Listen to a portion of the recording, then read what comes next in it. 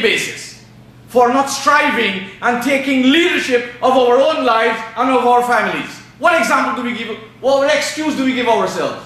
Of course, we have lots of excuses. We have excuses not going to learning. We have excuses not doing this. We have, what excuse are we going to give ourselves?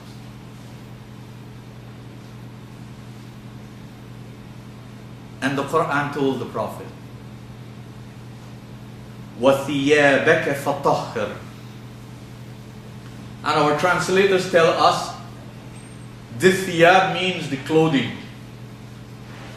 Maybe the Prophet's clothing was napak. They said maybe his clothing was not clean, so he had to do some cleaning. I don't understand this as a student of the Qur'an or of the Arabic language. I understand that thaba or athaba has everything to do with results and rewards. That's where you get the noun thawab from. So the Qur'an is telling the Prophet to ensure that the results that he pursues, that whatever he seeks as rewards in life, because all of us are humans, we have to pursue gains in life. We have to pursue rewards in life. We have to pursue comforts in life. And the Qur'an said to him, وَثِيَابَكَ فَطَهِّرْ. Ensure that your gains, whether you want to call them capital gains or what gains, they must be pure. وَثِيَابَكَ فَطَهِّرْ.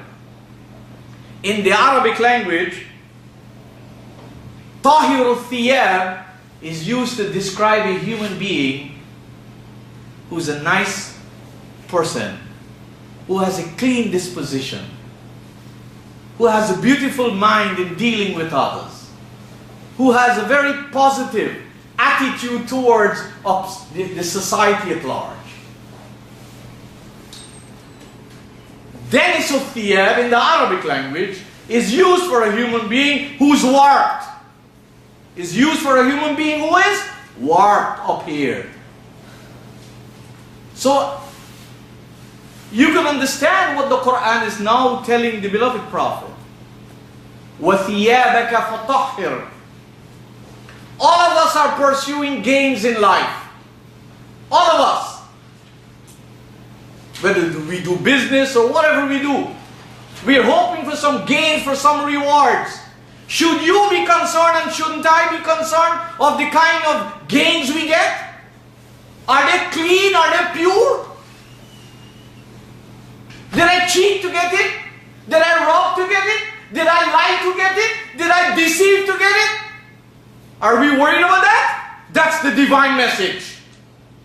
This was no ordinary Nabi. This is not those wishy-washy religious leaders of any community. This was a man who was out to change society by divine commitment and instructions. You and I can do that. We have the society of our own selves to change, the society of our own homes to change. If we can't do that, we are like a misfit in the times in which we live in. Look at the times in which Mohammed lived in. He lived in the 7th century. He didn't have the facilities that you and I have. He didn't have the comforts that you and I have. But look at the loftiness of his responsibility. And you and I claim that we are his followers? Of course anybody can become a follower of anybody. But it doesn't begin and end with the mouth. It begins with the heart, with the mind. And it has to be demonstrated with all the energies at our disposal. So the Qur'an told the Prophet, وَثِيَابَكَ فَطَهَّرْ. Those who understand that they told the Prophet to clean your clothing. And that's why you find this obsession with Muslims about cleaning the clothes and cleaning their body. They're washing night and day. They bathe at home and go to the masjid and are bathing also. They're mainly concerned, does this place have a place to wash? To make wudu? Does anybody teach anybody washing the mind? Of washing the character? Of washing the perception? Of washing the association? Of washing the habits? This is not emphasized much in society. In the cultural society, what is emphasized? Oh, you better make sure you do this and you do that. Could you imagine if you don't live where there's enough water to do this? Everybody's going to feel uncomfortable because they're physically unclean.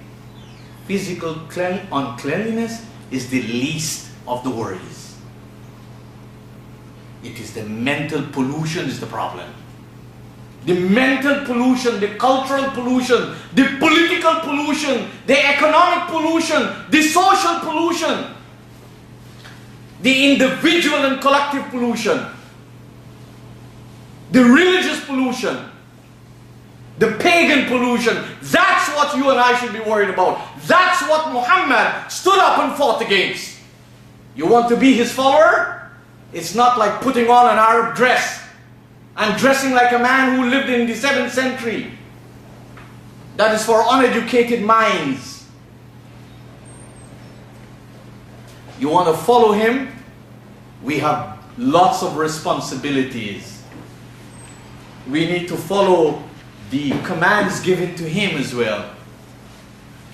And then the Qur'an crowns it off. وَالرُّجْزَ فَهْجُرْ. Rujz means all form of abomination, all forms of loathsome, all pollution, all impurities, all idolatry. You, O Prophet, you cannot be part of it. So he had a mandate. He wasn't Allah's messenger from birth and he descended on the scene and he said, look chiefs, look boys of Makkah, I'm the messenger of Allah. I'm telling you all, اقرأ باسم ربك الذي خلق, but I will remain uneducated or illiterate according to the Muslims until I die. That's what the Muslims believe. That's what they wrote in the books.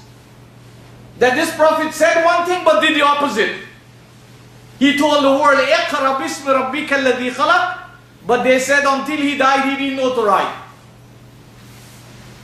And if you check in one of their most important books, they claimed when he was dying, some of his immediate family and one or two of the closest friends were there, and he said, bring me paper, let me write you something. And they said, no, he's up here not normal, right? This was a great human being, not because of the clothing he wore, not because of the food he ate, not because of the animal he rode, not because of the country he lived in, not because of the language he spoke. He was a great human being because even though he's surrounded by human darkness, he stood out and stood up with all that he had, that I would not be part of my society. This is the sunnah of the Prophet that you and I need to learn. Not the sunnah to look like an Arab, or to behave like an Arab, or to say Arabic and we don't understand. Those kind of sunnah makes no sense in a world that is sinking every day, in whichever backyard you turn, especially where Muslims are. I'll share with you one of the mighty challenges that the Prophet had. And I am an ordinary human being like you, and I am a teacher and a worker and a lecturer and somebody who's working with human beings. I can attest to this. At my humble, insignificant level, this is indeed a real issue. The Prophet dealt with people who would come to him and would say to him, look, we are with you.